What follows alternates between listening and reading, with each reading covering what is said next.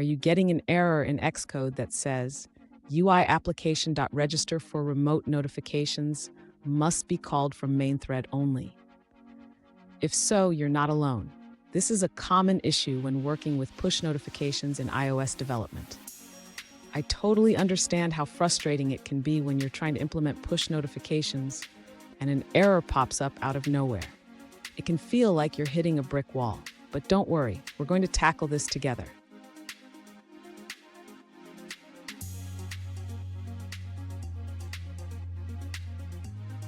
Here's the situation.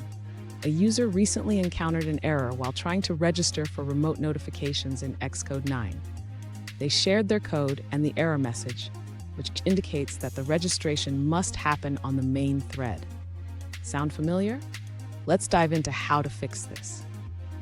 So what does this error mean? Essentially, it means that the method to register for remote notifications is being called from a background thread instead of the main thread. In iOS, UI updates and certain methods must be executed on the main thread to function correctly. Stick around because at the end of this video, I'll share a quick tip to ensure you never run into this issue again. To resolve the warning about registering for remote notifications, the user needs to ensure that the registration call is made on the main thread. This is crucial because UIKit operations must be performed on the main thread.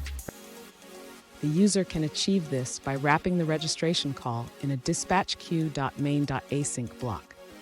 This ensures that the call to register for remote notifications is executed on the main thread. Next, the user should modify their existing code to include this change. This means placing the registration call inside the async block within the request authorization completion handler. Finally, the user should test the application again to ensure that the warning has been resolved and that push notifications can be registered successfully. Fun fact, did you know that the main thread is like the conductor of an orchestra? It ensures that all the instruments play in harmony while background threads handle the heavy lifting. Keep that in mind as you code. Now, let's look at the answers provided by other users. An alternative solution provided by another user suggests a slightly different approach. They recommend setting the delegate for UN User Notification Center and requesting authorization as before. However, they emphasize that you should call register for remote notifications on the main thread.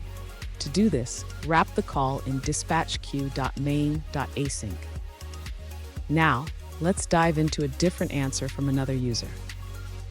An alternative solution provided by another user suggests using dispatch queue to ensure that UIApplication.register for remote notifications is called on the main thread. They recommend wrapping the call in dispatch-queue.main.async.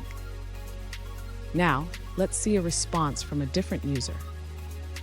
An alternative solution provided by a user suggests using dispatch-queue.main.async to ensure that UIApplication.register for remote notifications is called on the main thread. This approach can help resolve the error you encountered. And here's that quick tip I promised. Always remember to check which thread you're on when making UI updates or calling certain methods. It can save you a lot of headaches down the line.